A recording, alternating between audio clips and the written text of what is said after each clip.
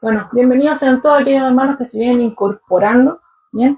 Y bueno, aquellos que ya nos han estado acompañando se han dado cuenta de que estamos en Mateo capítulo 18, ¿ya? Estamos viendo una serie de discursos de nuestro Señor Jesucristo a sus discípulos, ¿cierto? En este periodo de preparación, antes, obviamente, de que venga ese momento para el cual el Señor Jesús vino, ¿cierto? Que es dar su vida en la cruz para poder libertarnos, para poder eh, que nosotros, ¿cierto?, podamos acercarnos delante de Dios y hacer de nosotros una nueva creación, ¿ya? Entonces, en este periodo de preparación, como hemos dicho varias veces, pero no es malo recordar, estamos aproximadamente, según los estudiosos, a unos 6 meses de la cruz, ¿ya? Entonces, en este camino hacia Jerusalén, hacia ese momento, es que Él les va dando estas instrucciones acerca de las relaciones personales, ¿ya? Recordemos que ya hemos visto un contexto en el cual los discípulos han estado manifestando orgullo, ha habido jactancia, ha aparecido celos e incluso enojo. Y no solamente lo hemos visto, sino que vamos a seguir viéndolo, ¿ya? Pero de una u otra forma, ya ha sido anteriormente, en el texto presente o también en los que van a venir más adelante, el Señor no se cansa de hacer un llamado constante a la humildad, porque sabe cómo es el ser humano, sabe cómo somos de débiles, sabe que somos olvidadizos, ¿ya? Entonces tiene que estar ahí recordando o enseñando de una u otra forma, ¿ya? Porque esto realmente era algo bastante preocupante, porque como dijimos en el estudio pasado, eh, estos discípulos, este círculo íntimo, iba a ser la primera generación de predicadores del Evangelio. Entonces, en ellos no tendría que manifestarse ninguna de estas cosas. Iban a llegar a ser líderes importantes dentro de la iglesia del Señor. Entonces, no tendría que estarse manifestando estas cosas, sino que lo que tenían que reflejar en sus vidas era lo que Cristo les enseñó. Tenían que seguir las pisadas del Maestro, no dejar que se manifestaran otras cosas, ¿ya?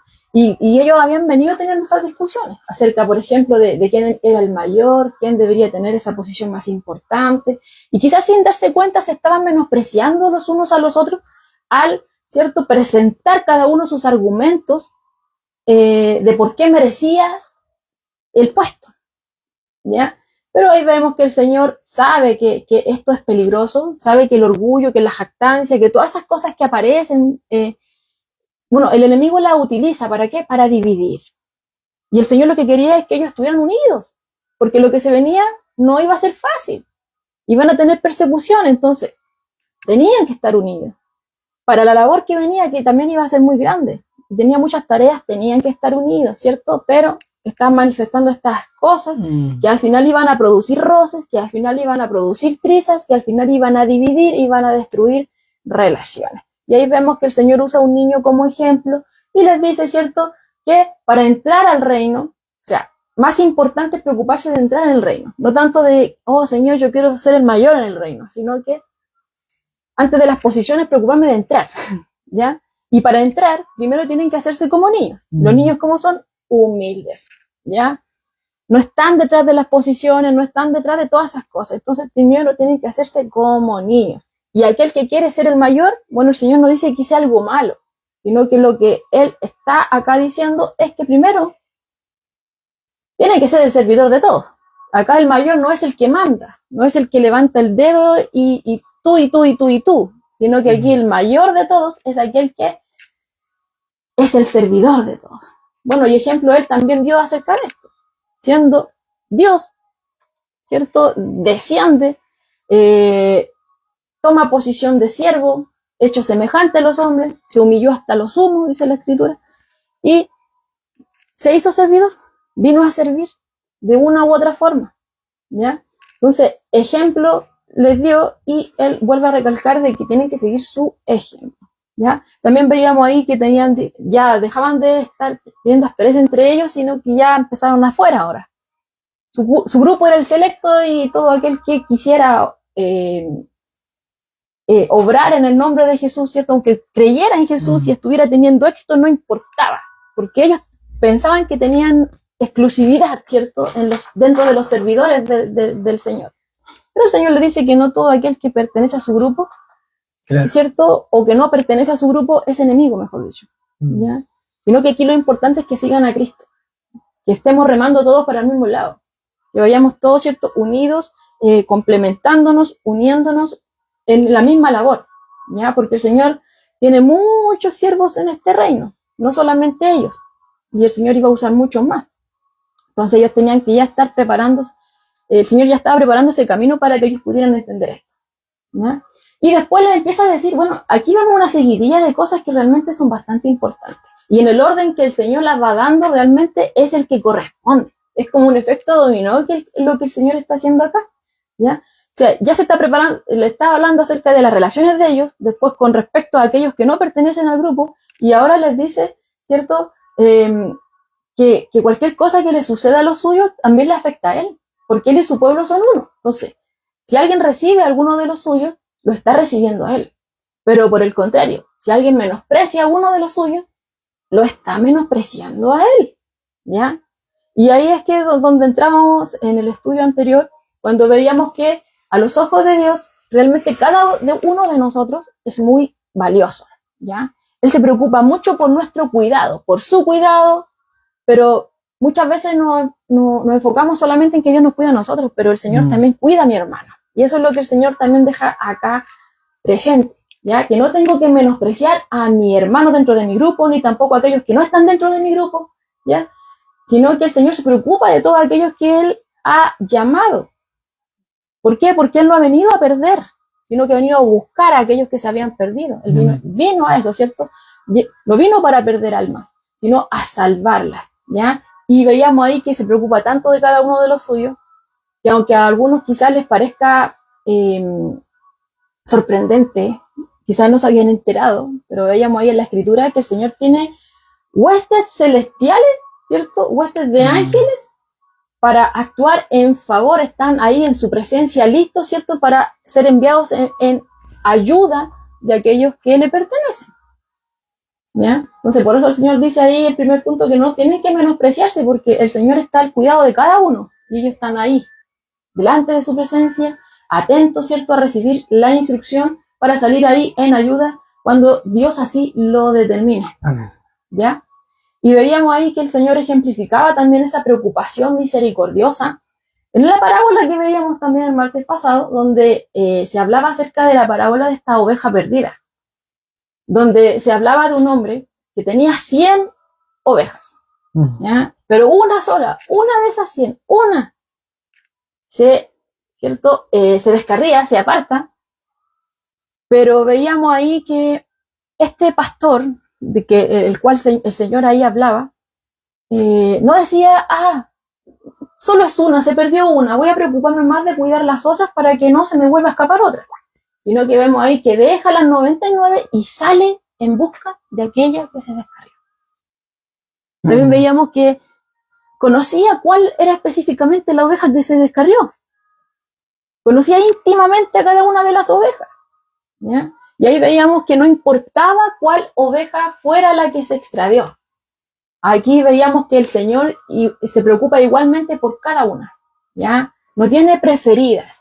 Se preocupa por cada una y no renuncia a ninguna.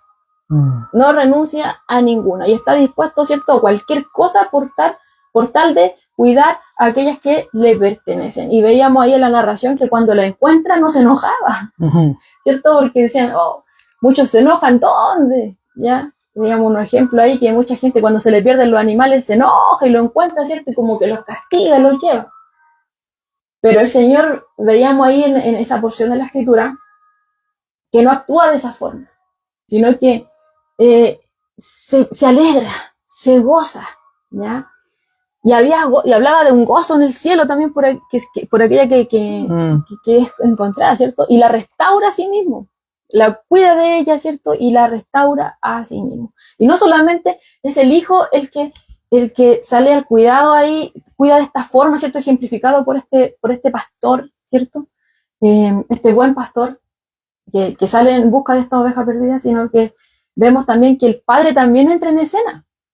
Porque Jesús empieza a decir que el Padre no quiere que ninguno se pierda. Y vela para que cada uno de ellos, ¿cierto?, incluso aquellos que se han apartado, vuelvan al redil. vuelvan a la comunión de la familia de Dios, en otras palabras, vuelvan a Dios, ¿cierto? Vemos ahí que está todo unido.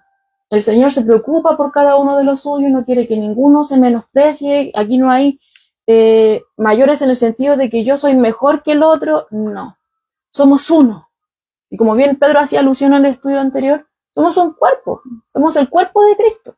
Aquí ninguno sobra. Hay algunos que son manos, otros que son pies, otros que son piernas, otros que son diferentes partes, por así ejemplificarlo con el cuerpo humano. Aquí el brazo no le está diciendo a la mano, no, es que tú eres mano, yo lo podría hacer mejor, o el pie, o el ojo, ¿cierto? Ninguno se jacta sobre otro, sino que son uno, cada uno con sus funciones y van todos en la misma labor. Cuando uno sufre un dolor, todo el cuerpo se duele. Eso es lo que nos pasa a nosotros cuando nos enfermamos. Nos duele la cabeza y al final todo el cuerpo está mal. Nos duele una mano y todo el cuerpo se duele. Eso es la unidad. A tal punto de unidad es la que el Señor quiere que se manifieste en su cuerpo, ¿ya? Y eso es lo que estamos viendo acá. Y hoy vamos a seguir. Mateo 18, del verso 15 al 20, vamos a seguir viendo cómo tratar a un hermano.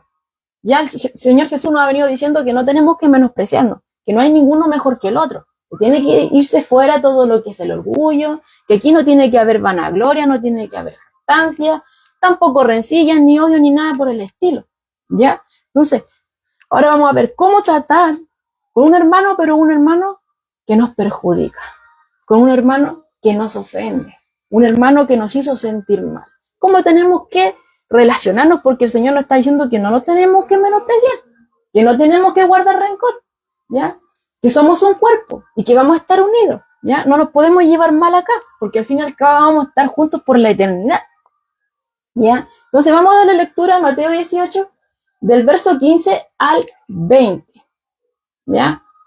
Mateo 18, del verso 15 al 20. Lo vamos a leer en el nombre de nuestro Señor Jesucristo. Amén. Dice, bueno, ya ahí por subtítulo dice, ¿cómo se debe perdonar al hermano? Dice el verso 15, por tanto, si tu hermano peca contra ti, ve y repréndele estando tú y él solos. Nótese, solos, tú y él, el ofensor con el ofendido. Si te oyere, bueno, tú presentas tu argumento, cómo te sentiste, la situación, y si te oyere, has ganado a tu hermano.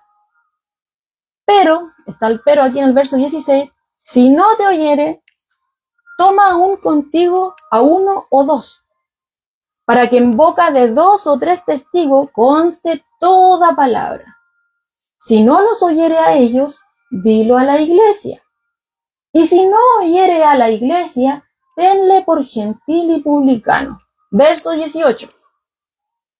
De cierto os digo, que todo lo que atéis en la tierra será atado en el cielo, y todo lo que desatéis en la tierra será desatado en el cielo. Otra vez os digo, que si 2 de vosotros se pusieren de acuerdo en la tierra acerca de cualquier cosa que pidieran, les será hecho por mi Padre que está en los cielos. Porque donde están 2 o 3 congregados en mi nombre, allí estoy yo en medio de ellos. Amén. Vamos a leer como un anexo porque igual va a aparecer en el estudio, el verso 21 y 22. Pero eso lo vamos a ver en otro estudio, ¿ya? Pero lo vamos a leer igual. Verso 21 dice, entonces se le acercó Pedro y le dijo, Señor, ¿cuántas veces perdonaré a mi hermano que peque contra mí? ¿Hasta 7? Bueno, vemos a un Pedro que está siendo bastante solidario, Señor. Yo estoy hasta 7, o sea, no importa una vez si me hace daño, ¿lo puedo perdonar hasta 7? ¿Cuánta solidaridad? Verso 22, Jesús le dice, no te digo hasta 7, sino aún hasta 70 veces 7. ¿Ya? Bueno, es ahí la porción de la escritura que vamos a ver el día de hoy. Entonces, tema, ¿ya? El tema de este discurso se podría titular, aquí dice Pablo, corrigiendo el pecado en la comunidad de creyentes. Corrigiendo el pecado en la comunidad de creyentes. Bueno, dice aquí Pablo Hoff, en eso Jesús echa los cimientos de la disciplina eclesiástica. Sobre todo, presenta reglas para subsanar disensiones entre hermanos en la fe. Porque de que van a haber disensiones, la van a haber, hermanos. ¿Por qué? Aquí el único perfecto, ¿quién es? Jesucristo.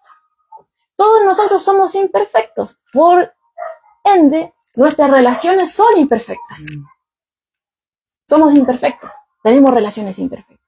Entonces, hermano, como está la iglesia compuesta de personas imperfectas, es inevitable que hayan ofensas.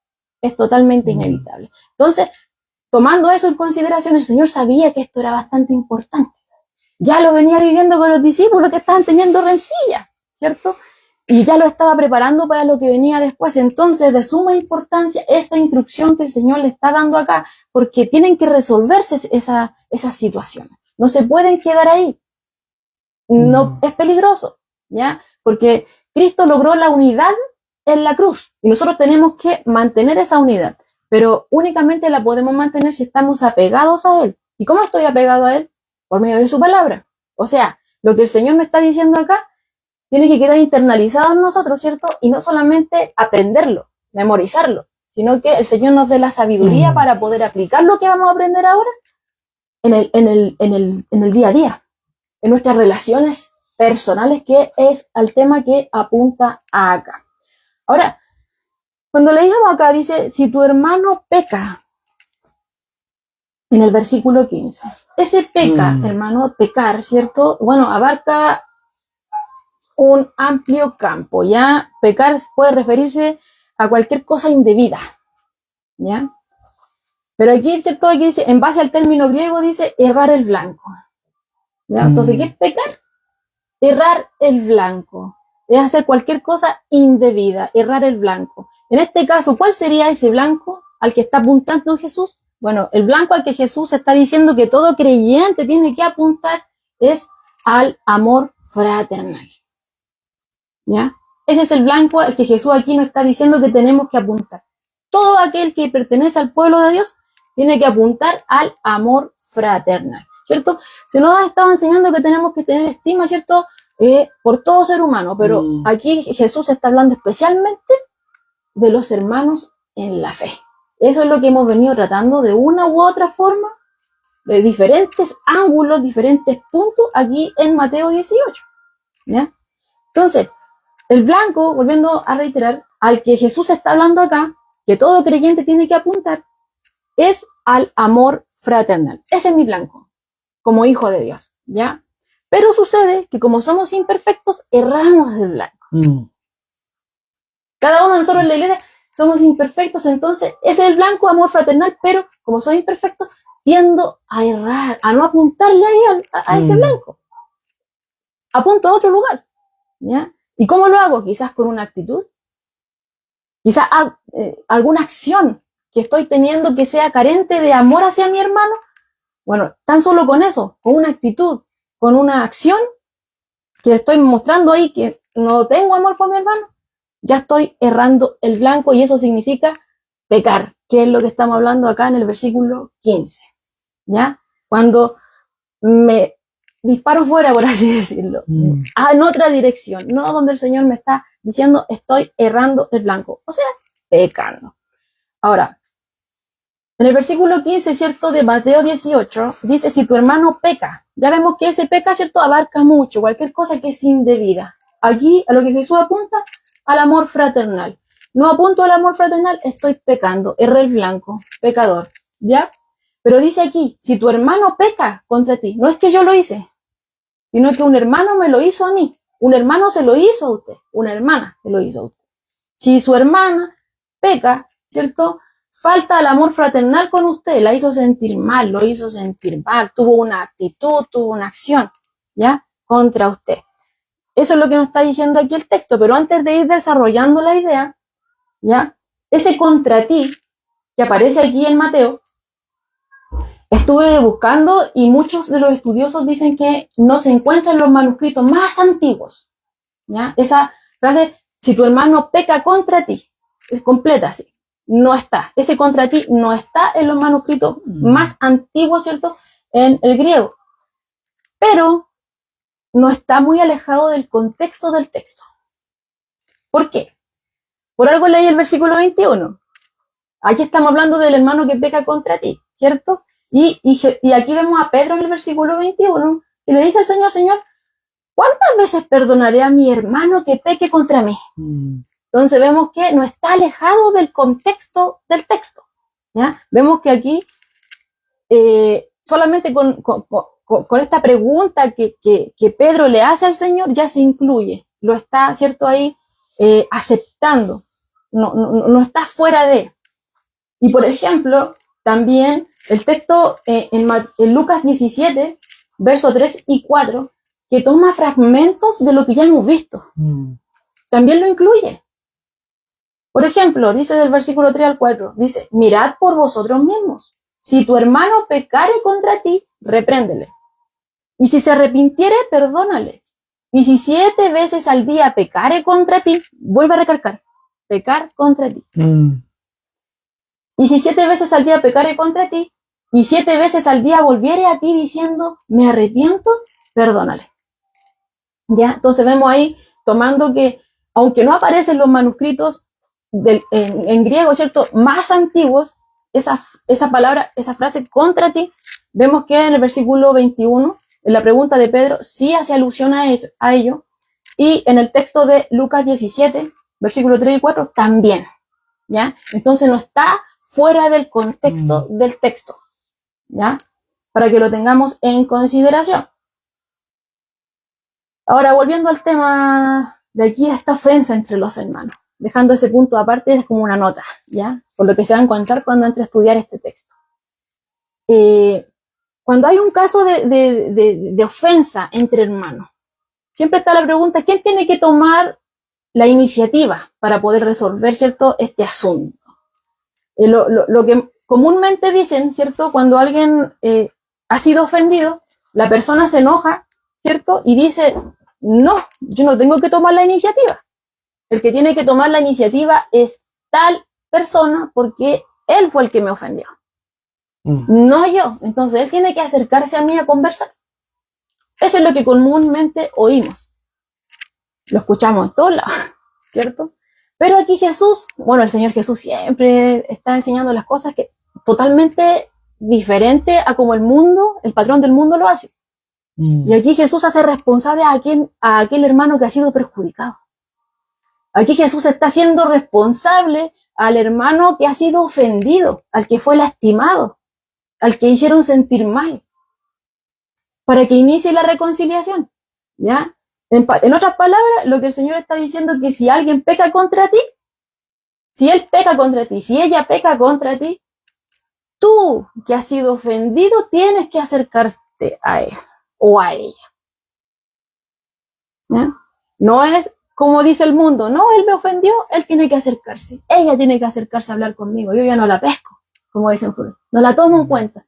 Si no viene, y hasta ahí quedó. No, aquí el Señor dice que si hemos sido atacados, si nos han hecho sentir mal, si han pecado contra nosotros que hemos sido los ofendidos, tenemos que acercarnos a aquel que nos ofendió. Eso es lo que el Señor Jesús está diciendo acá. Y ahora usted puede decir, pero ¿por qué tengo que acercarme yo si él fue el que me dañó? ¿Por qué tengo que acercarme yo si ella fue la que hizo tal cosa o dijo tal cosa y me hizo sentir mal? ¿Por qué? Bueno, aquí estaba viendo un estudio de Mundo Hispano y dice que hay por lo menos 2 razones. La primera es que quizá, hermano, puede ser que la persona que ofendió no se dio cuenta. No se dio cuenta, a lo mejor hizo un comentario o hizo algo, pero no lo hizo con mala intención, entonces no se dio cuenta que le hizo sentir mal a usted. No lo tomó como ofensa, no sabe que ofendió. Ese puede ser el primer caso.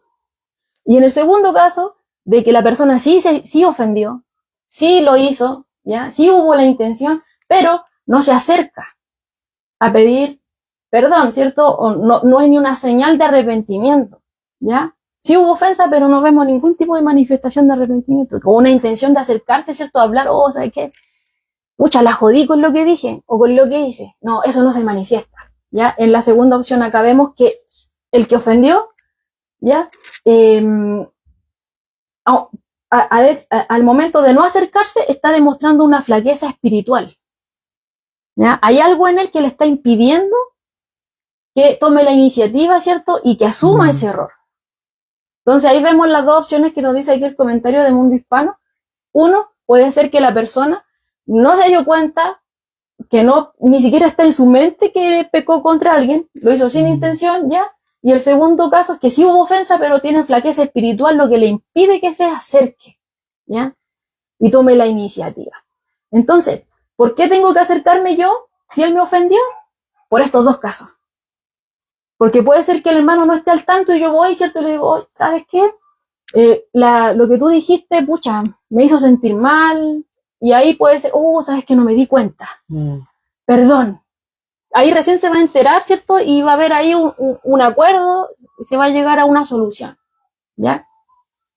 Y en el segundo caso, si hubo una ofensa, quizás, como dice, hay una flaqueza espiritual y lo que le impide, a lo mejor quiere hacerlo, pero le impide, tiene algo ahí, ¿cierto? Y entonces el hecho de que el hermano se acerque a hablar, sí, ¿sabes qué? Realmente lo quería hacer, pero pucha, me costó, pero aquí aprovecho de pedirte perdón, ya no va a volver a suceder, ¿cierto? Aunque también está el caso de que el que peca, ¿cierto? Y no se quiere arrepentir, que es lo que vamos a ver más adelante, ¿ya?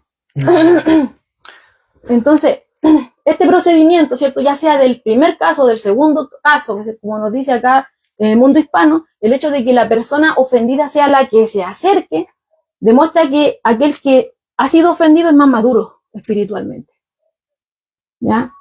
Por ejemplo, en Gálatas 6:1 dice, hermanos, si alguno fuere sorprendido en alguna falta, vosotros que sois espirituales, restauradle con espíritu de mansedumbre. ¿Ya? Entonces vemos a una madurez, ¿ya? Y el hecho de que la persona se esté acercando a ponerle ahí una solución al tema, porque somos hermanos y no podemos estar así, al final nos vamos a seguir viendo, muestra madurez, ¿ya? Ahora, esto no es llegar a decir, soy el ofendido, voy ahí, porque hay muchos que dicen eso. No, si yo lo digo y lo a viva voz, no, hay un orden para hacer las cosas. Hay un orden para hacer las cosas. ¿Ya? El Señor sí está hablando acerca de las relaciones, pero hay un orden. ¿Quieres decir algo? Más que nada, agregar cierto, más de lo que tú has dicho. Cristo nuevamente nos pone en una situación de enseñanza, nos muestra nuevamente qué es lo que nosotros flaqueamos y estamos haciéndolo mal, ¿ya? Por eso que hace en estos versículos van a comenzar a enseñarnos a resolver los problemas de iglesia, primeramente como dice el versículo 15, ¿verdad? Entre dos. Claro. Entre y dos. En privado. Entre dos primero. Para luego, ¿verdad? Poder pasar a la otra fase. Si usted se siente en algún momento, como decía Joana, se siente, no sé, ofendida o alguien la trató mal y usted se queda callada o va y lo habla con otras personas que no son las personas que tiene que hablar, por ejemplo, dentro de la misma iglesia, como nos va narrando nos narra más adelante el texto, ¿verdad? También está cometiendo una falta. Claro, porque es el orden que dio Jesús. Claro, porque Cristo está mostrando un orden de cómo se arreglan los conflictos de hermanos dentro de la iglesia. Y si yo no lo hago según el orden, estoy errando el blanco. Claro, y si no lo está haciendo así como dice, ¿verdad? Está cometiendo una falta que es pedir perdón, arrepentirse, ¿verdad? Y bueno, y la otra, en este caso, la otra parte, ¿verdad? Yo tengo que ir y hablar con ellos, ¿sabes? Que tú me dijiste y dijiste esto, o hablaste de esto y me sentí aludido, y conversarlo. Caso de que eso no se arregle, no se solucione, Cristo dice ya, pasemos a la segunda etapa. ¿Por qué? Porque, como dice ese dicho, se podría decir coloquial, ¿verdad? O ese dicho que nosotros siempre tenemos, ¿verdad? Que hablando se entiende la gente. De repente dice, oye, si hablamos, lo más probable es que se arregle. Entonces, como eso, primero conversemos nosotros, no, sabes que tú esto, otro, ya, perfecto. No hay solución.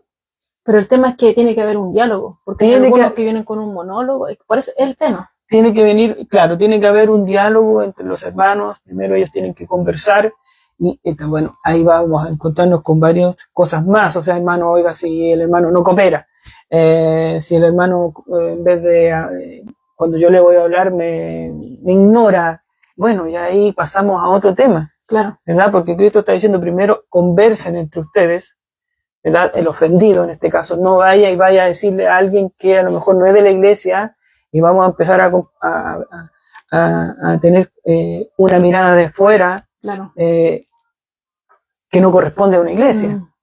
No lo hables primero con alguien que no corresponde, ¿verdad?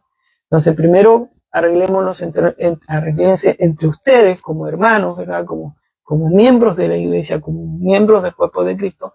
Y si no se soluciona, bueno, ahí acudimos al otro tema. Ahora, claro, al paso siguiente, porque hay pasos siguientes, ¿entiendes? Entonces, pero se conversa primero dentro, ¿verdad? Debería conversarse entre, primeramente, las partes afectadas. Claro. Una vez que eso no sucede, ya comienza, pasa al otro paso, que puede llegar a ser más radical el veredicto en este caso, porque aquí ya si no hay una solución, ¿verdad? Pero debería, porque aquí ya entran, en el otro paso ya entran los ancianos, entran los diáconos, se puede a conversar con esta persona. Pero en sí, en la primera instancia que nos muestra, ¿verdad?, Cristo, es primeramente que nosotros solucionemos los problemas, ¿verdad?, con la otra parte. Claro, porque como veíamos ahí el comentario de Mundo Hispano, puede que ni siquiera haya un problema, sino que yo en mi mente quizás me hice un problema y quizás nunca fue así. Quizás, claro, a lo mejor yo dije, lo dijo por mí, y voy allá y el hermano, nunca fue mi intención. Claro. Puede ser el caso. Por eso es la importancia de primero el encuentro de cara a cara. Y también el tema de la privacidad, porque claro, está esto de que primeramente dice que lo hablemos con la persona que está haciendo este comentario, que dijo, porque tuvo este actuar, claro, esta forma de sentirme mal. Yo no dice primero, primero vaya, cuénteselo a su vecino, háblelo con su mamá, háblelo con su papá, para que ellos también le ayuden. No, dice primeramente, enfrenten los problemas, enfrenten la situación. Si no hay solución, bueno, ya, pasemos al segundo paso. Claro, pero todo dentro del contexto de la iglesia, como bien dice Pedro, nada fuera de la iglesia, porque eso mancha, ensucia el nombre de la iglesia, y no solamente a lo mejor con esa persona, es en general. Es que la iglesia tanto, andan puro hablando mal, tratan mal a los hermanos, entonces se generaliza, ¿verdad?, una opinión de la iglesia que no corresponde, y por eso muchas veces fallamos. Siguiendo el primer paso de lo que Jesús está diciendo aquí, yo creo que ya muchos nos sentimos que fallamos. Claro, cerramos el plan. Claro, por eso, por eso es el tema de que hay que conversarlo, ¿verdad?, primeramente, para que podamos estar, cumplir con este primer paso, para no estar errando, como decías tú, ¿verdad? Claro, porque a veces acusamos al otro de que está errando el blanco y nosotros, no, él pecó contra mí, pero yo también estoy errando el blanco al ir y hacerlo de otra forma, según como a mí me parece, ¿cierto? Y no según lo que Jesús está diciendo acá. No, porque Cristo es claro en el versículo 15, dice, si tu hermano peca, ¿contra quién? ¿Contra el de al lado? ¿Contra el de acá? ¿El de allá al frente? No, si tu hermano peca contra ti, ve y repréndele, ¿ya? Esa reprensión no es como que a llegar con palo y machete, no, o sea... No, ese es un concepto que está muy errado hoy en día, ese de reprensión. Sí. Porque muchos piensan que reprender es retar, gritarle a la persona, y no tiene nada que ver con lo que realmente significa. Mire, reprender no es tratar mal a alguien, no es gritarle, sino que significa llevar a la luz, o poner al descubierto. Aquí mostrar las faltas, si por eso. Aquí, según un comentarista, dice significa convencerle de su falta. Eso es reprender. Y como estábamos leyendo arriba, en Gálatas 6:1, dice, vosotros que sois espirituales, si ven a alguno que es sorprendido en alguna falta, vosotros que sois espirituales, restauradle. Ese es el propósito de la reprensión. Ese es el propósito de que yo le haga ver a mi hermano su error, de que yo le, como decía aquí, llevar a la luz, poner al descubierto, ¿cierto? Que él se equivocó en tal cosa, pero entre él y yo, o ella y yo, ¿cierto? Convencerle de su falta, de cómo me sentí yo, ¿cierto? Convencerle en ese sentido. Eso es reprender, y es con espíritu de mansedumbre. Así es. ¿Ya? Aquí no es con grito, aquí no me vengo a tratar mal, y no tampoco vengo a hacer un monólogo de que yo, y ataco y no dejo que hable. No. Aquí vemos que el primer paso que Jesús está diciendo, que recomienda, ¿cierto?, en estas relaciones entre hermanos en la iglesia, se trata de un encuentro privado entre el ofendido y el ofensor. ¿Ya? Y hacerle, o mostrarles, o sea, decirle a esta persona, ¿verdad? Mostrarle su falta, ¿verdad?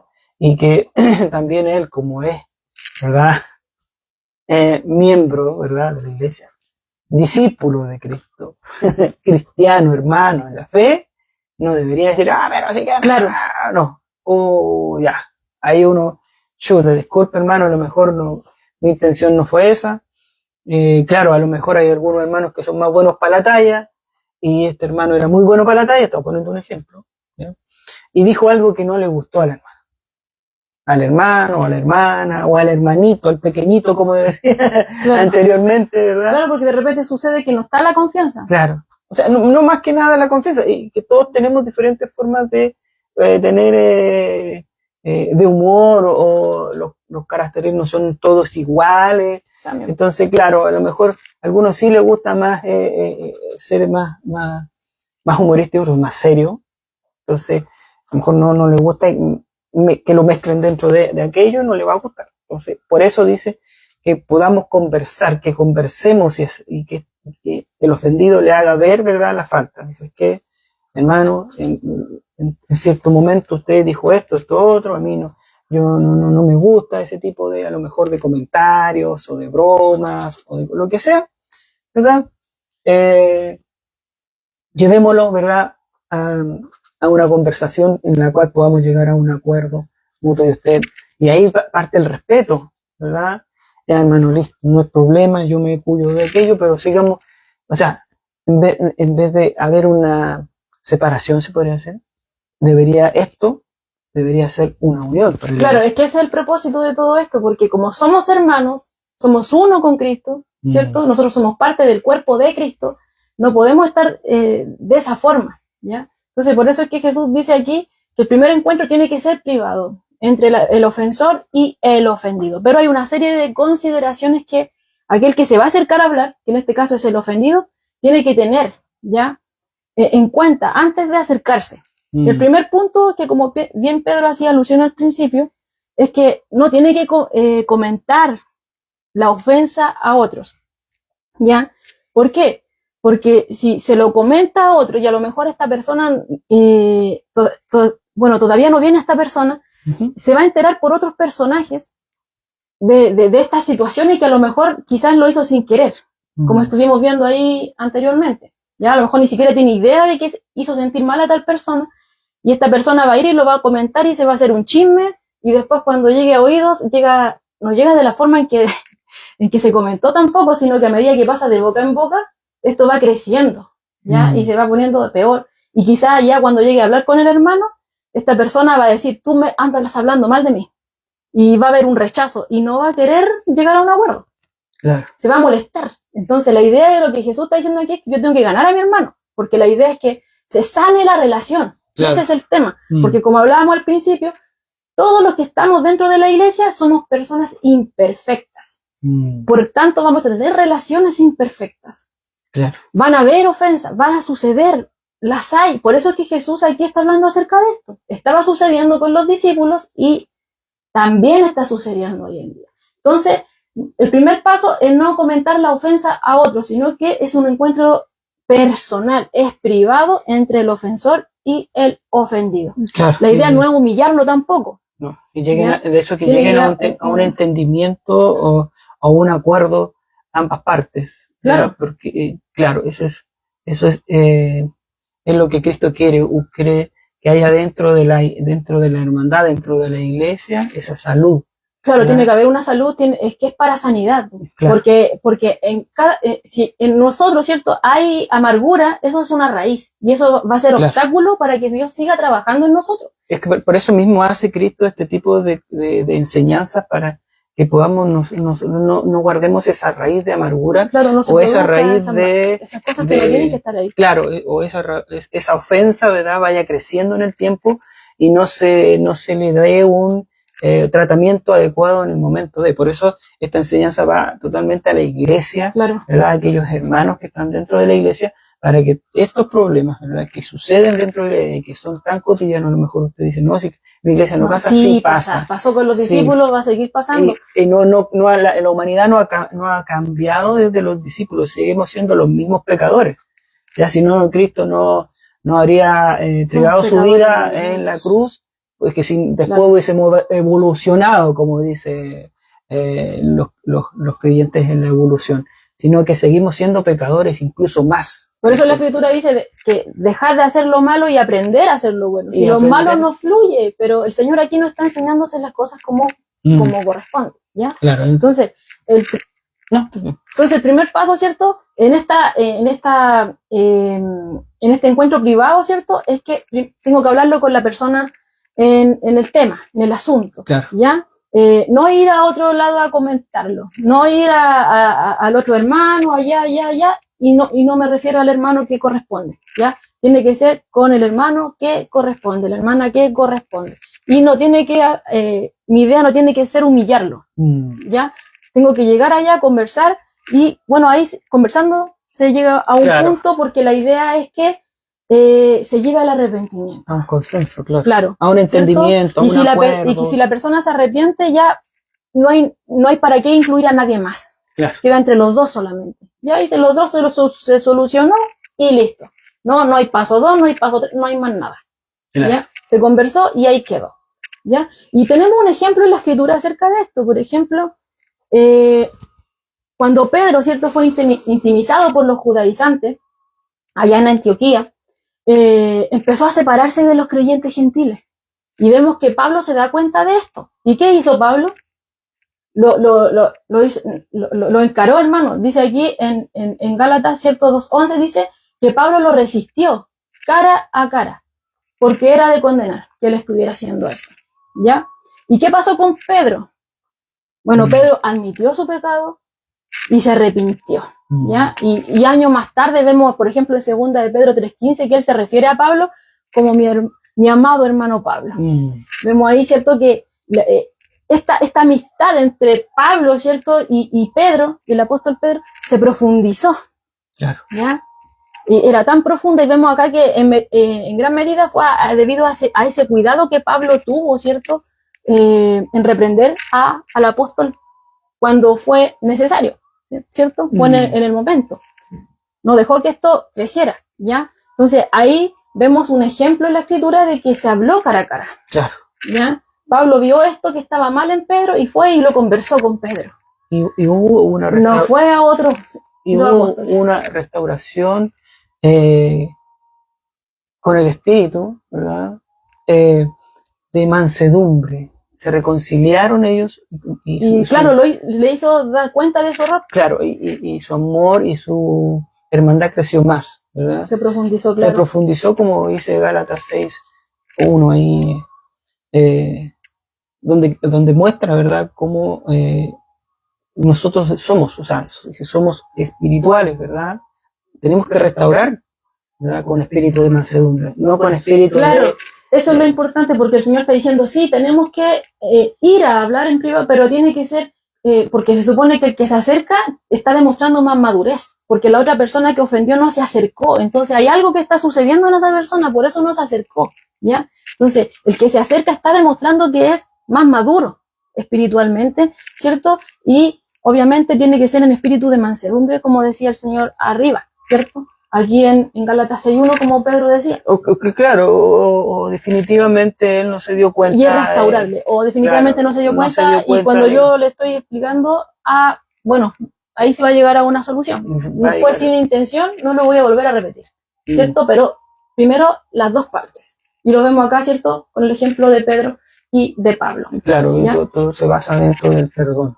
Claro, porque la idea es restauración, hermano, no es condenación, aquí no es tema castigo, sino que lo que estamos viendo acá, lo que Jesús está hablando, es un llamado a la unidad, al amor fraternal. De ambas partes. Claro, ¿ya? Porque estamos dentro del mismo cuerpo de Cristo. Así es. ¿Ya? Aquí no está la mano peleándose con la otra, no, somos un cuerpo, ¿ya? Somos uno, ¿ya?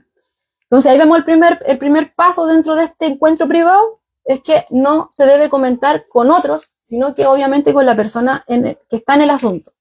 El segundo es que se debe proceder con diligencia, ¿ya? No dejar que esto crezca, como bien dice Pedro, porque ahí ya, si yo lo dejo ahí y digo, ya no importa, y después pasa otra situación, ya no importa, esto empieza a acrecentar, y va a empezar a producirse en mí quizás alguna raíz de amargura. Y eso va a ser impedimento para que el Señor siga trabajando con esa raíz de amargura, y no, el Señor tiene que sacar eso de ahí. Claro. ¿Ya? Entonces no tengo que dar lugar a que eso acontezca. Claro, hay estos temas, a lo mejor los hermanos están haciéndose preguntas, hay muchos temas que pueden suscitar, llevar un conflicto, se podría decir, o alguna ofensa, ¿verdad? Pero pueden ser muchas cosas, pueden ser muchas formas de hacerlo. Por eso lo importante es de ir conversando y conversarlo con la persona adecuada. Claro, ahora, el tercer punto es asegurarse, ¿cierto?, de que el propósito de sea bíblico, ¿ya? El propósito por el cual yo me acerco a la persona que me ofendió sea bíblico, ¿ya? Porque la idea, como bien dice acá Jesús, es ganar al hermano por medio de la reconciliación. Ese es un llamado a la reconciliación, ¿ya? Porque hubo un roce, quizás se trizó la relación, pero la idea es conversarlo para que ya eso se solucione y haya reconciliación y obviamente se vuelva a la armonía. ¿Ya? Como dice ahí el Salmo, mirad cuán bueno, como viven los hermanos juntos en armonía. ¿Ya? Entonces, ahí se activa el perdón, se activa el arrepentimiento y vamos madurando. Claro, entonces, el motivo, ¿cierto?, para reprender, o sea, volviendo a reiterar, reprender no es gritarle, no es hacer un monólogo, no es tratar mal, sino que es llevar al hermano a la luz, poner al descubierto, convencerle de su falta, exponer, ¿cierto?, mi punto, me sentí mal por esto y esto, pero también escucharlo, ¿ya? ¿Por qué? Porque el motivo es una restauración en la relación, es un llamado a la santidad, ¿ya? Ese es el tema. En cuarto lugar, tiene que establecerse un lugar para conversar y obviamente un tiempo que estén de acuerdo los dos. Ya no es que yo venga y diga, en tal lado a tal hora quiero hablar contigo. No. Hermano, ¿sabe que quiero conversar con usted? Una cosita. ¿Podemos hacer un tiempo? No sé, ¿dónde nos podemos juntar? Necesito hablarlo con usted. ¿Ya? Entonces ahí vemos el cuarto punto, establecerse un lugar y un tiempo de común acuerdo. ¿Ya? Y bueno, el quinto punto dice, debe evitar un espíritu crítico, de superioridad o de condena. ¿Ya? El agraviado debe acercarse al ofensor en un espíritu de humildad y mansedumbre, que es lo que hemos estado hablando, ¿ya? Porque se gana poco en realidad, hermano, haciendo una reprensión hiriente. Porque como Jesús está diciendo aquí, yo tengo que ganar a mi hermano. Tengo que hacerle ver que se equivocó en tal cosa, que me hizo sentir de tal forma, ¿cierto? Pero la idea no es que espantarlo, sino que se sane la relación. No que esto crezca, ¿cierto? Y se salga ya de las manos. ¿Ya? Entonces, y ahí vemos que no se tiene que acudir con un espíritu de venganza, porque hay muchos que dicen, no, me le hizo de esta forma, yo lo voy a hacer de esta forma. No tiene que haber un espíritu de venganza, ¿ya? Y bueno, se tiene que obviamente, como hemos estado hablando, se tiene que manifestar que lo que esa ofensa produjo en mí. Y también cómo también puede influenciar a los demás hermanos. Se tiene que conversar todo eso. Ese tiene que ser el enfoque en vez de enfatizar, no, es que tú eres un pecador, es que tú esto. No. Tengo que enfatizarle el efecto de esa ofensa de cómo fue para mí y cómo puede, ¿cierto?, repercutir en la iglesia, ¿cierto? Pero obviamente, vuelvo a reiterar, el llamado de esto es para sanidad. Somos hermanos, ¿cierto? Cristo compró, ¿cierto?, a cada uno de nosotros, logró nuestra redención en la cruz. Somos parte de su cuerpo, somos uno con Él, ¿cierto? Y ya hemos visto que el Señor no quiere que ninguno de sus pequeñitos se pierda, que somos todos valiosos para Él. Entonces, nos decía anteriormente que no tenemos que menospreciarnos. Y aquí tampoco tenemos que guardar rencilla los unos a los otros, sino que todo apunta, vuelvo a reiterar, al amor fraternal. La idea es reconciliarse, es conversarlo para que haya una reconciliación, para que haya sanidad, para que no hayan raíces de amargura en nuestros corazones, porque somos hermanos, ¿ya? Y ahora, todo esto está respaldado igual por el Antiguo Testamento. Por ejemplo, en Levítico 19, versos 17 y 18 dice así: no aborrecerás a tu hermano en tu corazón, nótese. No aborrecerás a tu hermano en tu corazón. Razonarás con tu prójimo, para que no participes de su pecado. No te vengarás, ni guardarás rencor a los hijos de tu pueblo, sino que amarás a tu prójimo como a ti mismo. Entonces vemos que incluso desde el Antiguo Testamento ya se venía hablando acerca de esto, ¿ya? Que el Señor sabe que somos dados a guardar rencor en nuestro corazón. Y que eso no es bueno, sino que empieza a crecer. Se forma una raíz de amargura. Tenemos que razonar, pues eso dice ahí. Es lo mismo que Jesús está hablando acá. Tienes que razonar con tu prójimo, para que no participe de su pecado, porque puede ser, como decíamos anteriormente, que sí, me ofendieron, pero Jesús está diciendo que este es el orden de cómo se tiene que solucionar el tema. Si yo lo hago a mi manera, también estoy pecando. Si voy y le cuento a otros en vez de lo que Jesús me está diciendo acá. Y yo creo que muchos hemos caído ahí, por lo menos yo sí, ¿cierto? Y bueno, la Escritura nos descubre, la Escritura nos acorrala, nos muestra en qué hemos fallado. Claro. ¿Y para qué? ¿Para culparnos, para condenarnos? No, sino para que vengamos en arrepentimiento, ¿cierto? En arrepentimiento y fe. ¿En qué? En Cristo. Si ese es el tema acá, lo que estamos viendo acá, es un llamado al arrepentimiento, ¿ya? A la restauración, a la comunión entre el pueblo de Dios, porque al fin y al cabo nos vamos a seguir relacionando, nos vamos a seguir viendo, ¿ya? Y mismo Juan cuando dice que no podemos decir yo amo a Dios si aborrezco a mi hermano, a quien veo. Claro. Y a Dios no lo veo y le digo que lo amo. O sea, estoy siendo incoherente. ¿Cómo voy a aborrecer a aquel que también fue comprado con la misma sangre que fui comprado yo? De Cristo. ¿Cierto? Entonces, bueno, vemos que a Dios no se le escapa ningún detalle. Sabe cómo son. Es que con todo lo que hemos visto hasta ahora, o sea, con todos los estudios que hemos visto, Dios se preocupa de todos los detalles de la vida del cristiano. En todas las etapas, ¿verdad? En todas las etapas y en todas las circunstancias que el hombre puede pasar y cometer pecado, errar al blanco, como decías tú al principio. Y en este caso está hilando fino en el tema de los problemas dentro de la iglesia, ¿ya? Claro, claro. Hay que dar la cara.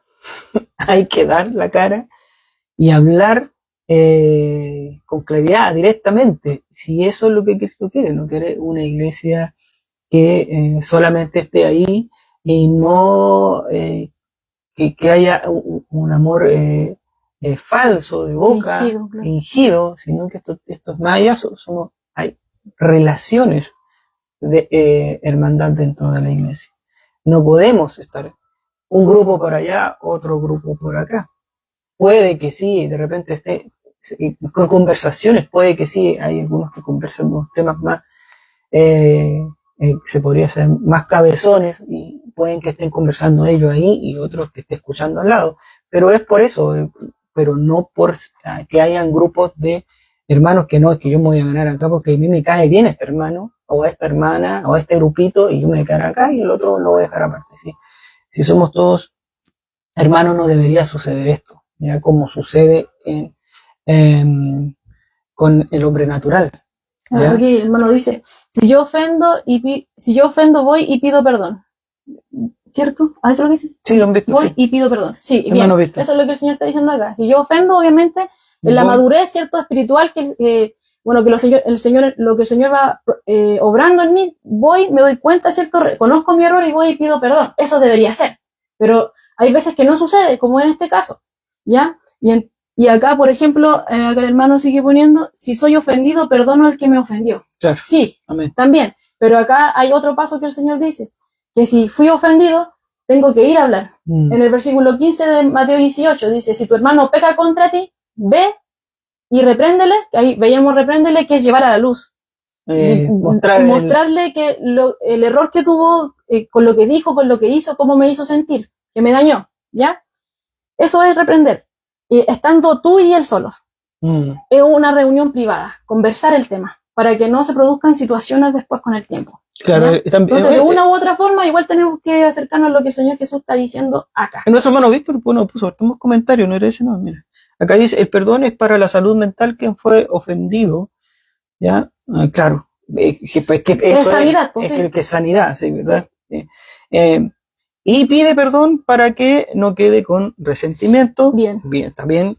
Y no ampara el hecho que hizo claro, el que ofendió. Claro, estuvo mal. Claro, pero también está el caso, como vimos anteriormente, que puede ser que la otra persona, la que me ofendió, no se haya dado cuenta que me ofendió. Que a lo mejor fue sin querer. Pero por eso es importante pone una corrección acá, dice, el ofendido va y perdona al que fue ofendido, pero no ampara lo que hizo. Claro. Claro. Pero se conversa el tema para que se sane. Claro, para que se sane. Y la idea es que no vuelva a suceder. Sí. Claro. Pero como dice Pedro ahí más abajo, Señor, ¿cuántas veces perdonaría a mi hermano si peca contra mí? ¿7? ¿Estoy siendo dadivoso con 7? Como tú decías adelante, Cristo siempre nos muestra su palabra, hace la revelación al hombre, y cuando hace esta revelación, en este caso, uno piensa que sabe cómo llevar las cosas, pero Cristo la pone mucho más arriba. La vara la pone muy arriba. Como lo hizo con la ley, ¿verdad? Él no vino a saltarse la ley, sino que él vino a levantar la ley al lugar que le correspondía hasta la ley. ¿Entiendes? O sea, aquí Cristo está diciendo, claro, tenemos que conversar, pero también lo que de una u otra forma tiene que conversar. También lo que tú dices sobre el perdonar, cuando te dicen, o sea, 7 veces, 70, o sea, ya consideremos cuántas veces nosotros fallamos en el día y venimos a pedirle perdón al Señor. Claro, entonces, el Señor no nos pone límites, si nos arrepentimos, dice que el corazón que está contrito y humillado, Él no nos menosprecia. Amén. Entonces, si el Señor a nosotros nos ha perdonado tantas veces, ¿tenemos nosotros derecho a poner límite de perdón? En ninguna manera. Eso es lo que se nos está diciendo acá. Porque muchas veces nos gusta que a nosotros nos perdonen, pero al otro queremos juicio. Y eso el Señor dice aquí, prohibido dentro de mi pueblo. Claro. Y quiere que todos vengan a arrepentirse. Es como el siervo sin entrañas, aquel que le rogaba, cierto, al rey y le decía, perdóname la deuda.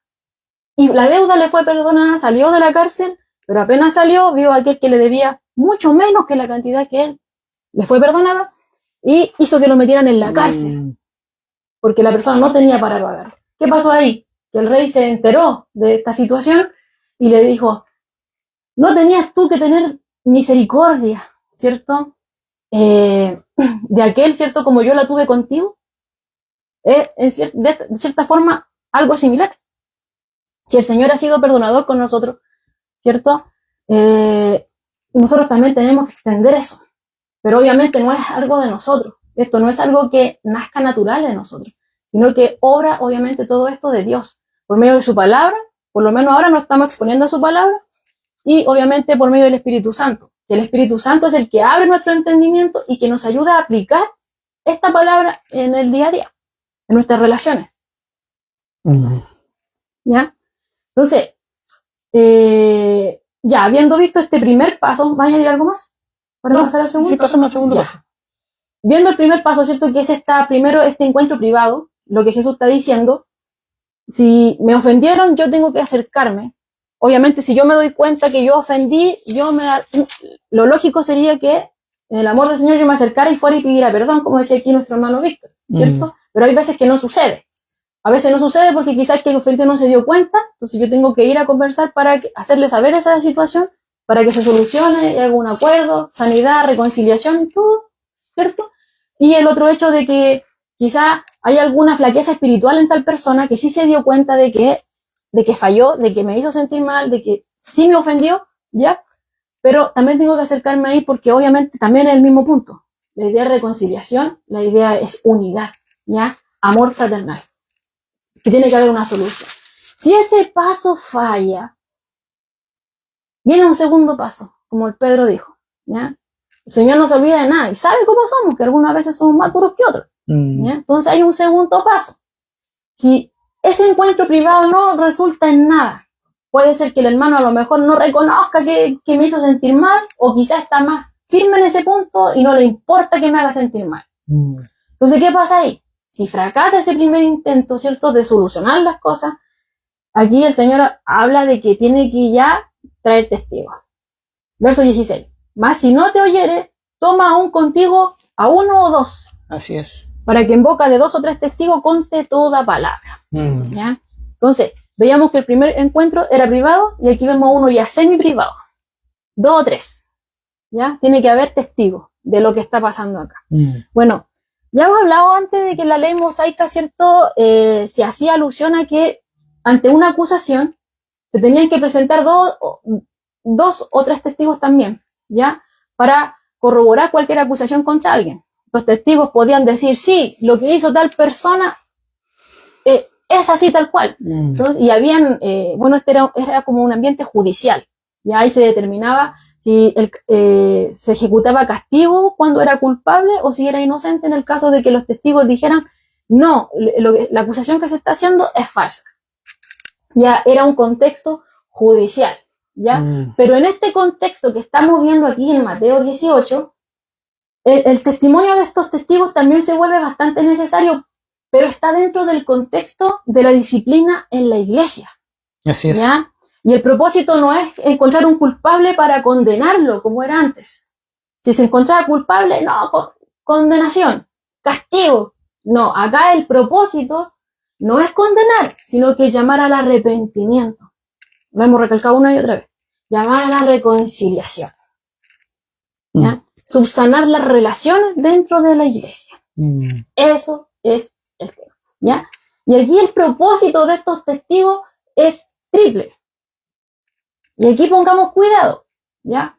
Porque el primer punto es escuchar, pero no escuchar una parte, sino que tengo que escuchar a las 2 partes, ¿ya? Porque recordemos que estos 2 ya conversaron, pero ahora están ellos 2 más unos testigos, ¿ya? Entonces el tema es que estos testigos tienen que escuchar las 2 posiciones. Al principio puede parecer que la persona que se sintió ofendida puede estar en razón, pero puede ser que no también. Por ejemplo, en Proverbios 18:17 dice, justo parece el primero que aboga por su causa, pero viene su adversario y le descubre. ¿Ya? En este proverbio, hermano, se enseña que quizá cuando alguien viene y cuenta su versión primero, parece que tuviera la razón. Porque viene, ¿cierto? Pone su punto de vista y parece que tuviera la razón. Pero cuando se escucha el otro lado, a veces sucede que puede ser diferente. ¿Ya? Es por eso que aquí la función de estos testigos es bastante importante. Y tienen que escuchar a ambas partes, ¿ya? Porque no siempre es así. A veces yo tengo una posición, estoy con mi posición, pero escucho al otro y uniendo las 2 partes puede sonar diferente, ¿cierto? Y aparte, estando en el cara a cara, a lo mejor puede que cambien incluso las palabras también. Claro. ¿Ya? Y tenemos ejemplos bíblicos acerca de esto. Por ejemplo, en el juicio del rey Salomón, en Primera de Reyes, capítulo 3. Ahí sucedió algo también. Primera de Reyes, capítulo 3, del verso 16 en adelante. Primera de Reyes, aquellos que están anotando, ahí anótelo. Primera de Reyes, capítulo 3, del verso 16 en adelante. Vamos a leer en el nombre del Señor. Dice, en aquel tiempo vinieron al rey 2 mujeres rameras y se presentaron delante de él. Y una de ellas dijo, señor mío, yo y esta mujer morábamos en una misma casa, y yo di a luz estando con ella en casa. Aconteció que al tercer día, después de dar yo a luz, que ésta dio a luz también, y morábamos nosotras juntas. Ninguno de fuera estaba en casa, sino nosotras 2 en la casa. Y una noche el hijo de esta mujer murió, porque ella se acostó sobre él, y se levantó a medianoche y tomó a mi hijo de junto a mí, estando yo tu sierva durmiendo, y lo puso a su lado, y puso al lado mío su hijo muerto. Y cuando yo me levanté de madrugada para dar pecho a mi hijo, he aquí, estaba muerto. Pero lo observé por la mañana y vi que no era mi hijo, el que yo había dado a luz. Entonces la otra mujer dijo, no, mi hijo es el que vive y tu hijo es el muerto. Y la otra volvió a decir, no, tu hijo es el muerto y mi hijo es el que vive. Y así hablaban delante del rey.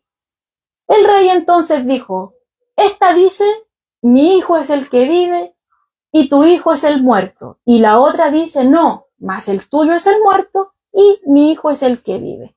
Y dijo el rey, traedme una espada. Y trajeron al rey una espada. Enseguida el rey dijo, partid por medio al niño vivo y dad la mitad a la una y la otra mitad a la otra. Entonces la mujer de quien era el hijo vivo habló al rey, porque sus entrañas se le conmovieron por su hijo, y dijo, ah, señor mío, dad a esta el niño vivo, y no lo matéis. Mas la otra dijo, ni a mí ni a ti, partidlo. Verso 27. Entonces el rey respondió y dijo, dad a aquella el hijo vivo y no lo matéis, ella es su madre. Y todo Israel oyó aquel juicio que había dado el rey, y temieron al rey, porque vieron que había en él sabiduría de Dios para juzgar. ¿Ya? Bueno, aquí vemos, ¿cierto?, en este ejemplo bíblico, en este juicio, ¿cierto?, delante de Salomón, que estas dos mujeres decían tener razón. ¿Ya? Pero Salomón, ¿qué hizo? Las escuchó a las dos. Y no solamente las escuchó, sino que observó sus reacciones. Y es entonces que descubrió la verdad, como lo estuvimos leyendo hoy. Y no es el único ejemplo, hermano mío, sino, por ejemplo, en 1 Samuel, capítulo 24 al 26, nos encontramos con un rey Saúl que decía que David lo quería matar. Y muchos le creían. No lo vamos a leer porque son capítulos. ¿Ya? Pero es del 1 Samuel, del capítulo 24 al 26. Vemos que Saúl estaba con la cosa de que David lo quería matar y lo andaba diciendo y muchos le creían. ¿Ya? Pero vemos que después David probó su inocencia, que nunca fue así. Él nunca tuvo la intención de matarlo.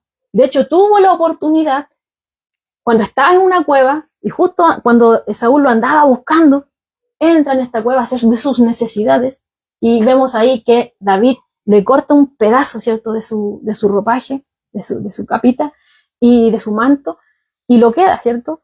Y después, cuando ya Saúl sale, se lo muestra. ¿Ya? Le muestra ahí las prendas que tenía en su mano para demostrarle de que él nunca tuvo la intención, de que era totalmente inocente de la acusación que se le estaba haciendo. ¿Ya? Otro ejemplo lo encontramos en Primera de Reyes, capítulo 21. ¿Ya? Donde ahí, bueno, ese ya es un capítulo, ese es lo bueno. ¿Ya? Donde vemos ahí que había un dueño de una viña, que era Nabot. ¿Ya? Dice así, Primera de Reyes 21. Pasadas estas cosas, aconteció que Nabot de Jezreel tenía allí una viña junto al palacio de Acab, rey de Samaria. Y Acab, nótese, mire Acab, el rey, habló a Nabot diciendo, dame tu viña para un huerto de legumbres, porque está cercana a mi casa y yo te daré por ella otra viña mejor que esta. O si mejor te parece, te pagaré su valor en dinero. Y Nabot respondió a Acab, guárdeme Jehová de que yo te dé a ti la heredad de mis padres. Eso fue lo que le respondió ahí Nabot. Entonces, ¿qué pasó con el rey Acab? Vino a su casa triste y enojado, dice el versículo 4, por la palabra que Nabot de Jezreel le había respondido, diciendo, no te daré la heredad de mis padres. Y se acostó en su cama y volvió su rostro y no comió. Verso 5.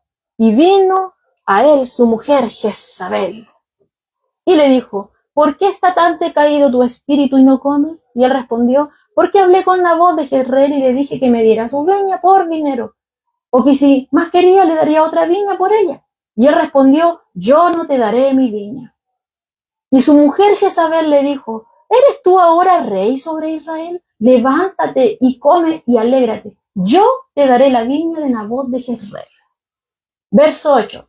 Entonces ella escribió cartas en nombre de Acab. Mire, ahí, ella fue la que escribió. Y las selló con su anillo y las envió a los ancianos y a los principales que moraban en la ciudad con Nabot. Y las cartas que escribió decían así: proclamad ayuno y poned a Nabot delante del pueblo y poned a 2 hombres perversos delante de él que atestiguen contra él. Y digan: tú has blasfemado a Dios y al rey. Mire la acusación. Y entonces sacadlo y apedreadlo para que muera. Y los de la ciudad, los ancianos y los principales que moraban en la ciudad, hicieron como Jezabel les mandó, conforme a lo prescrito en las cartas que ella les había enviado. Y promulgaron ayuno, y pusieron a Nabot delante del pueblo. Vinieron entonces 2 hombres perversos, y se sentaron delante de él. Y aquellos hombres perversos atestiguaron contra Nabot, delante del pueblo, diciendo: Nabot ha blasfemado a Dios y al rey. Y lo llevaron fuera de la ciudad, y lo apedrearon, y murió. Después enviaron a decir a Jezabel: Nabot ha sido apedreado y ha muerto. Cuando Jezabel oyó que Nabot había sido apedreado y muerto, dijo a Acab: levántate y toma la viña de Nabot de Jezreel, que no te la quiso dar por dinero, porque Nabot no vive, sino que ha muerto. Y oyendo Acab que Nabot era muerto, se levantó para descender a la viña de Nabot, para tomar posesión de ella. Y entonces aparece Elías, porque Dios vio todo lo que Jezabel hizo, y vemos ahí que le dice: levántate y desciende a encontrarte con Acab, que está en Samaria. He aquí, él está en la viña de Nabot, a la cual ha descendido para tomar posesión de ella. Y le hablarás diciendo: así ha dicho Jehová, ¿no mataste y también has despojado?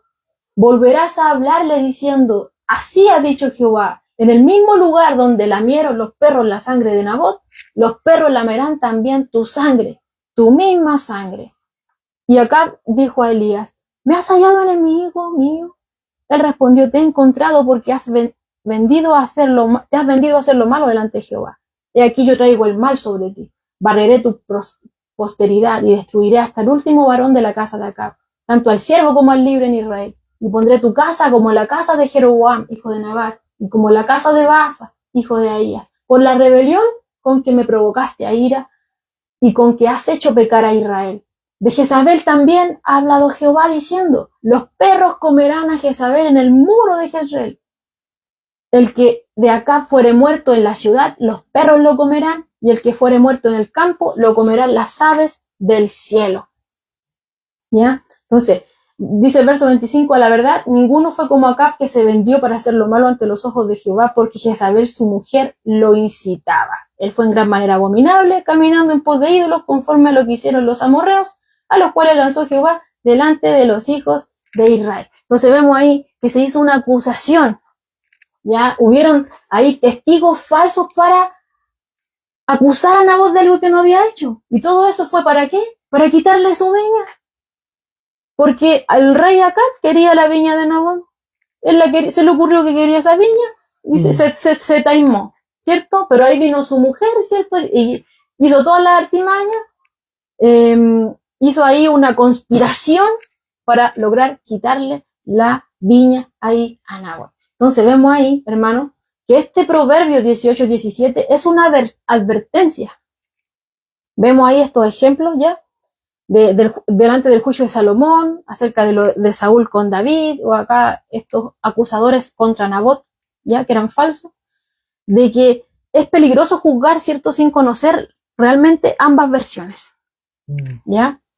Sin examinar realmente los hechos, ¿ya? Pero aquí, en el texto, más allá, ¿cierto?, de comprobar quién está en lo correcto y quién no, volvemos a reiterar. ¿La meta cuál es? La restauración, ¿ya?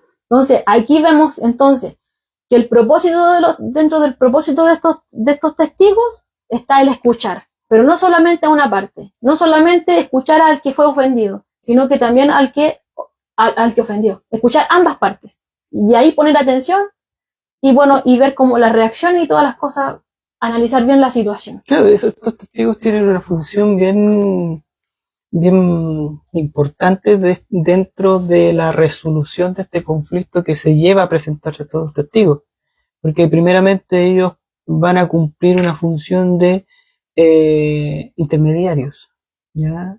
De de oidores también. Ellos Claro. tienen que ser imparcial, Claro, tienen que ser imparciales. tienen que ser imparcial. Ellos tienen que ayudar a entenderse a estas dos partes, Dar una ¿verdad? solución, claro, un acuerdo. entregar una solución Una a este conflicto, ¿ya? Claro. Y también estos testigos deben estar o deben ser servidores de Dios. Obviamente. Tienen que estar ellos totalmente o ser consejeros basados en la escritura, Claro. ¿ya? Como leímos ahora, todos estos ejemplos, ¿verdad?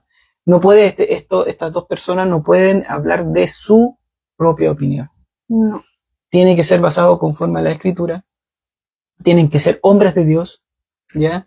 Tienen que tener esa sabiduría bíblica para poder dar un buen veredicto y poder llegar a que estas personas puedan llegar a entenderse, a perdonarse y, A reconciliarse. y tener esa reconciliación de la cual habla Dios. Entonces, el propósito de esta intervención, hermanos, de estos dos testigos no es favorecer ni al lado B ni al lado A, sino que la intención de estos dos testigos Es que es se solucione. que se solucione, que se encuentren, ¿verdad? Que haya un perdón, que haya también un arrepentimiento, ¿verdad? Y que sigan siendo hermanos. Claro. Si eso es, o sea, estamos hablando de reconciliación, estamos hablando de perdón dentro de la iglesia, de poder solucionar dentro de la iglesia problemas que son, muchas veces son problemas que perduran por el tiempo, siendo un hombre natural, porque siendo personas naturales muchas veces esa ofensa o esa mala palabra empiezan a madurar dentro del hombre y eso empieza a crecer, ya no es solamente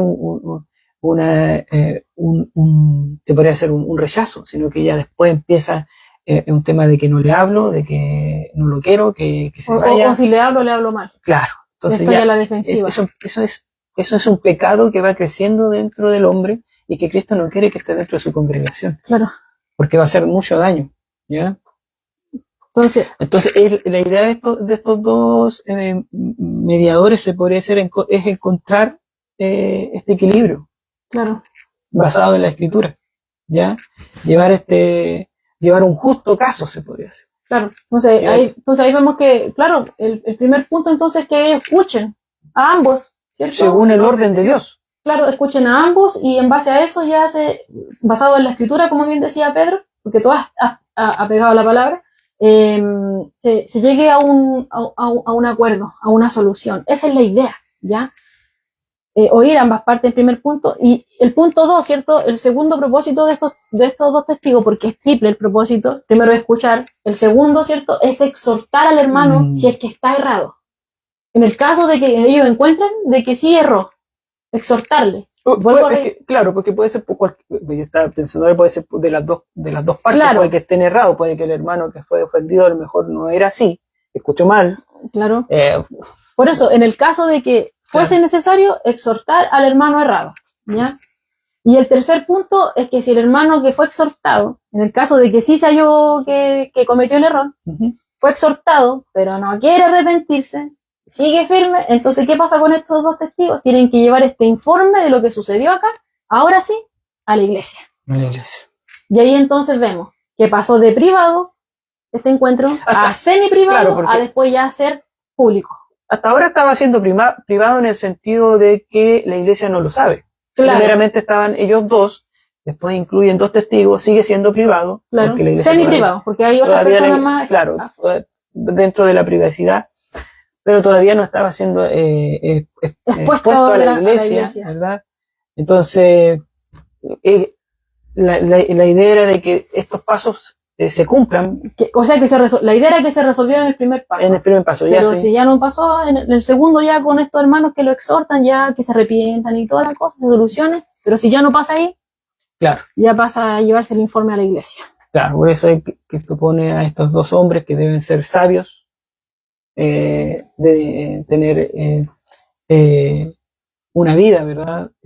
Basada en la palabra de Dios para poder... Y en la oración, porque más adelante aparece el tema de la oración. Claro. La iglesia tiene que estar apegada a la palabra y a la comunión con Dios por medio de la Cristo dice en Proverbios 11:14, 11:22, 15:22, donde dice, en la multitud de consejeros se afirma. hay sabiduría. Sí, hay sabiduría. En multitud de consejeros hay sabiduría. Entonces, estas personas tienen que tener estas cualidades. Tienen que ser no cualquier persona. Claro, No podemos tener cualquier persona para esto. O sea, tienen que ser personas que estén imparcial y que estén bajo, ¿verdad? La enseñanza y deben ser consejeros bajo la palabra de Dios. Para que esto tenga una solución conforme. Pero yo creo que debería ser mucho para que pase, claro. para que llegue a la iglesia. O sea, tiene que ser mucho para que llegue a esto, a este límite, al tercer punto. Y ahí vemos el orden del Señor, que, como que ya el último paso tiene que ya llegar a la iglesia, pero a veces se hace todo al revés. Primero al tiro a la iglesia. Primero al tiro a la iglesia.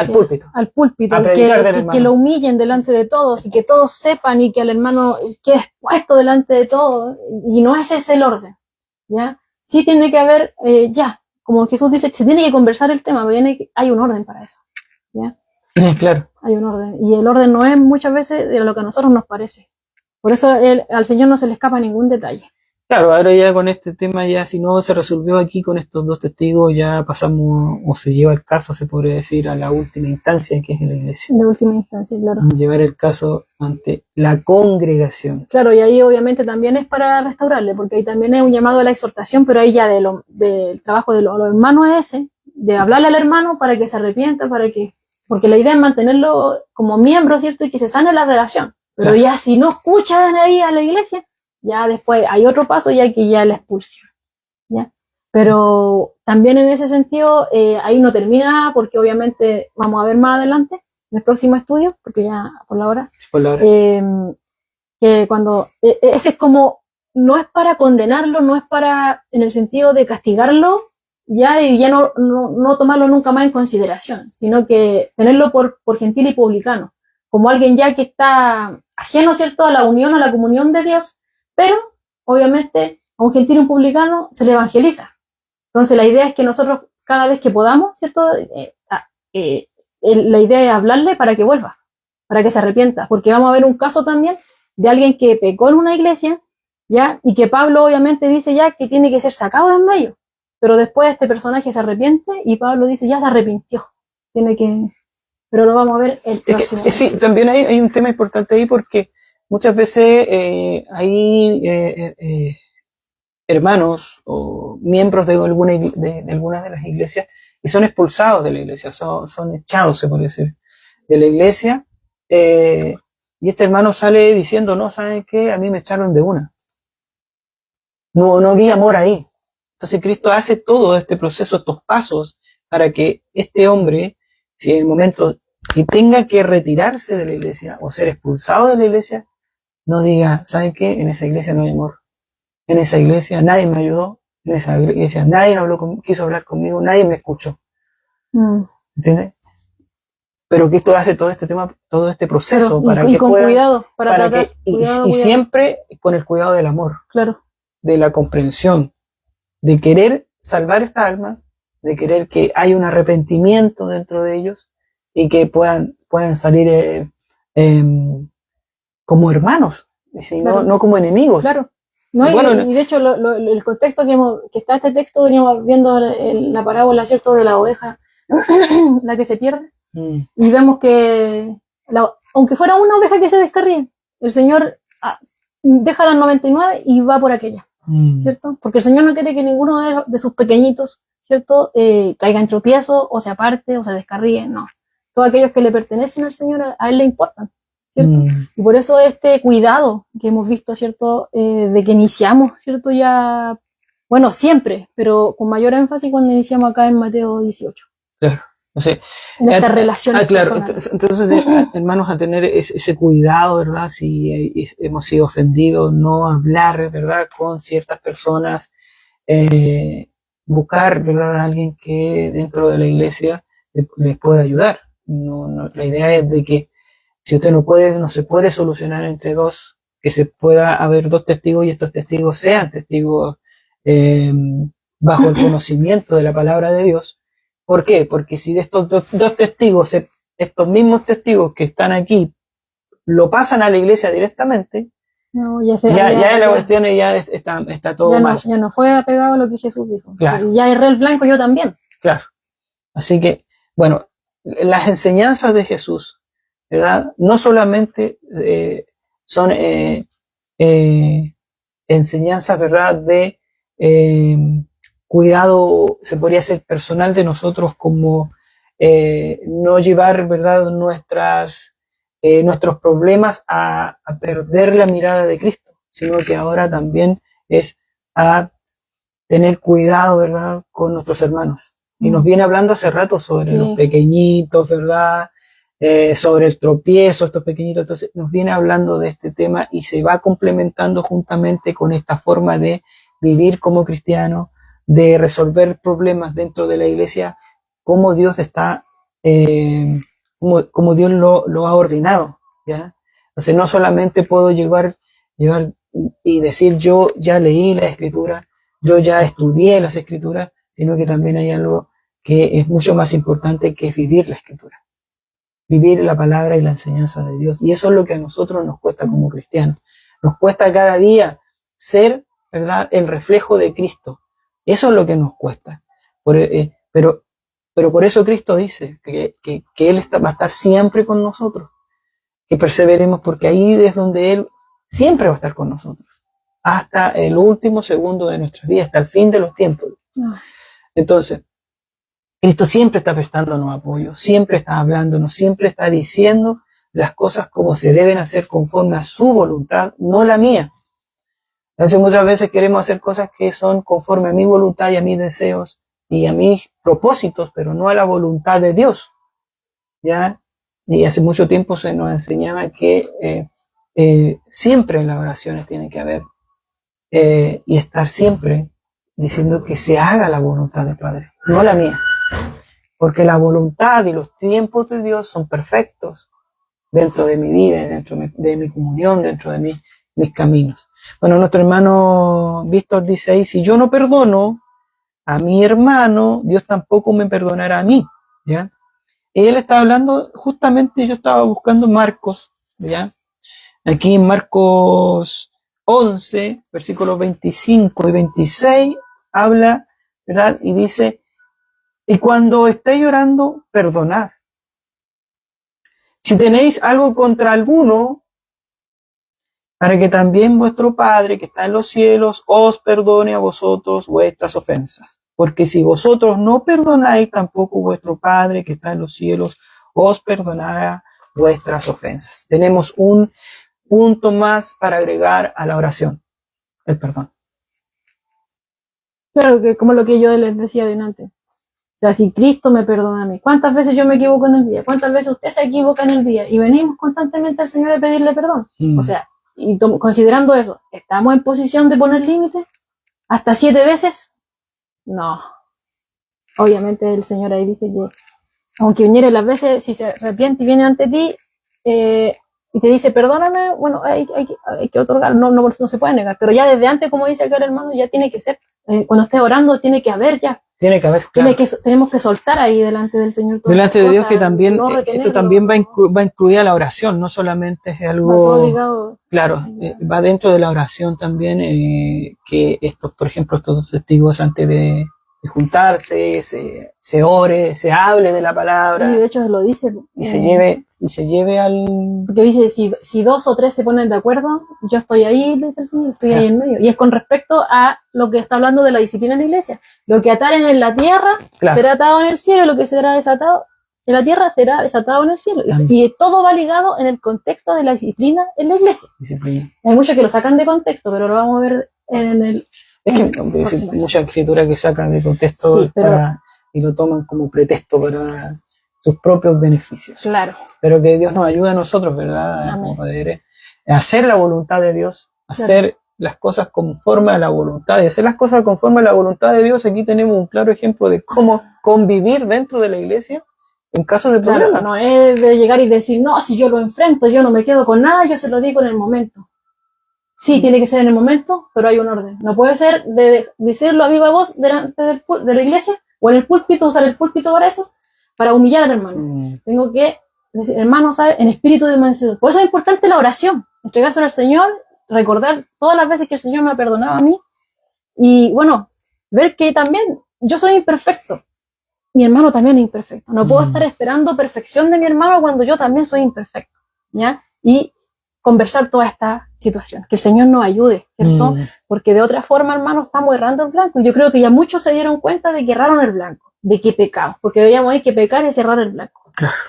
A veces acusamos a otro de errar el blanco, de pecar, ¿cierto? Pero nosotros estamos haciendo lo mismo, ¿cierto? Al no seguir el orden que el Señor nos está diciendo acá. Así que